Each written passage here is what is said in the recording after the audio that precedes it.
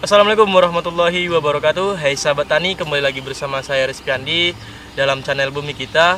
Baik, kali ini kita akan membahas kupas tuntas tentang masalah pembibitan. Tapi sebelum kita lanjut ke videonya, jangan lupa tekan tombol subscribe dan nyalakan notifikasinya atau tombol lonceng agar kawan-kawan mendapatkan video-video terbaru dari kami selanjutnya. Terima kasih.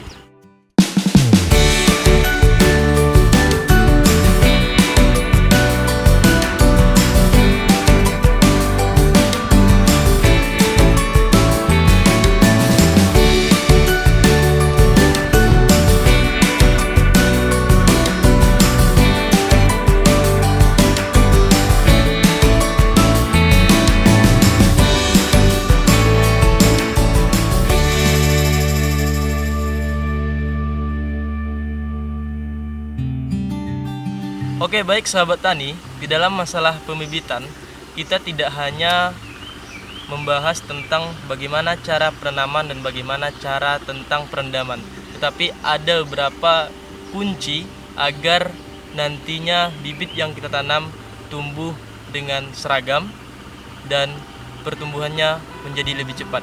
Yang pertama dari komposisi media tanam. Komposisi media tanam sebaiknya dan seharusnya tanaman ataupun biji dari tanaman ataupun benih yang akan kita tanam haruslah gembur, sehingga akar-akar dari tanaman tersebut mudah untuk tumbuh, sehingga pertumbuhan benih ataupun bibit menjadi lebih cepat pertumbuhannya. Nah, biasanya kami menggunakan media tanam dengan campuran tanah topsoil 1, pupuk kandang 1, dan juga bisa kita tambahkan arang sekam ataupun sekam padi. Nah, sekam padi ini berfungsi untuk menggemburkan tanah agar tekstur tanah menjadi lebih gembur dan tidak mudah padat. Nah, itu fungsi dari sekam padi. Ataupun biasanya orang juga mengganti dengan campuran pasir tapi tidak terlalu banyak kandungan pasirnya. Nah, itu dari komposisi media tanam. Yang kedua adalah dormansi benih. Kita harus mengetahui apa itu dormansi benih. Dormansi benih adalah suatu kondisi di mana benih tersebut sudah bisa untuk berkecambah, akan tetapi tidak mampu untuk berkecambah karena ada beberapa faktor. Yang pertama, kulit ataupun tekstur dari benih itu sendiri keras, sehingga perlu adanya beberapa tindakan. Ada yang seperti skarifikasi ataupun lain sebagainya. Nah, contohnya benih yang memiliki dormansi yang kuat adalah benih pepaya, benih salak. Nah, dua benih itu memerlukan perlakuan kekerasan ataupun skarifikasi. Biasanya orang mengamplas benih tersebut baru kemudian ditanam. Nah, itu kedua kata kuncinya. Tetapi pada untuk tanaman mentimun, kami menggunakan agar dormansi benih pada mentimun ini tidak terlalu besar, kami menggunakan dengan perendaman air hangat selama 4 jam. Poin ketiga di dalam masalah pembibitan itu ada yang namanya tipe perkecambahan. Tipe perkecambahan itu ada dua. Yang pertama epigeal dan yang kedua hipogeal.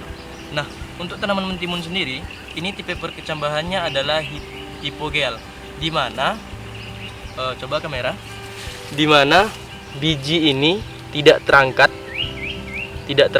yang terangkat tidak terangkat tapi tetap berada di dalam tanah. Nah, ini seperti ini seharusnya, tetap berada di dalam tanah. Nah, itu tipe perkecambahan hipogeal. Perkecambahan yang kedua adalah epigeal, di mana perbedaannya adalah biji yang ini itu terangkat, tidak berada di dalam tanah. Biji yang seperti ini tadi. Nah, ini terangkat, tidak berada di dalam tanah. Nah, itu tipe perkecambahan yang epigeal. Dengan mengetahuinya kita tipe perkecambahan pada benih yang akan kita tanam, itu memberikan kita informasi yang mana pada tanaman yang benihnya perkecambahannya hipogeal itu ditanam lebih dalam dibandingkan benih yang tipe perkecambahannya epigeal.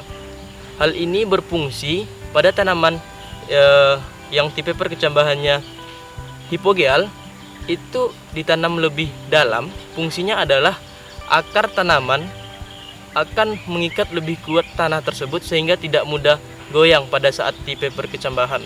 Nah, itu yang masalah di tipe perkecambahan. Kita masuk ke poin kelima, yaitu etiolasi. Pada masa pembibitan kita perlu memberikan efek etiolasi pada benih yang kita tanam. Hal ini bertujuan untuk benih tersebut cepat melakukan perkecambahan. Akan tetapi etiolasi tidak kita butuhkan sepenuhnya. Etiolasi hanya kita butuhkan pada saat dia berkecambahan. Ketika dia sudah mulai berkecambah, ketika dia mulai menunjukkan radikulanya dan plumulanya, kemudian sungkup kita lepas. Nah, artinya ketika sungkup kita lepas, efek etiolasi tidak lagi kita berikan. Ketika kita memberikan efek etiolasi 100%, nah seperti ini gejala tanaman yang mendapatkan efek etiolasi 100%. Dia akan tinggi, daun menjadi kecil, batang menjadi lunak dan tidak keras. Karena pada dasarnya etiolasi tersebut merupakan pertumbuhan yang cepat di tempat yang gelap. Karena cahaya matahari sebetulnya menghambat pertumbuhan tetapi membantu proses perkembangan. Nah, ini contoh tanaman yang tidak mendapatkan gejala etiolasi. Nah, ini dia. Batangnya sedikit tidak terlalu tinggi, seimbang dengan daunnya, dan batangnya menjadi lebih keras dan kokoh. Nah, bagaimana ketika bibit kita mendapatkan gejala etiolasi seperti ini semuanya? Nah, ini akan mengganggu ataupun menurunkan produksi kita, ataupun nanti akan memudahkan kita melakukan pemindah tanam. Karena ketika dia seperti ini, dia akan mudah mengikuti kemana arah cahaya matahari. Lihat pada yang pinggir-pinggir. Nah, ini dia sedang mencari cahaya matahari karena di atasnya masih diberi naungan. Dia tidak mendapatkan cahaya matahari sepenuhnya. Nah, seperti itu. Oke, baik sahabat tani, sekian dari kami tentang cara pembibitan pada tanaman hortikultura. Dan bagi sahabat tani ada pertanyaan, silakan tinggalkan jejak di kolom komentar.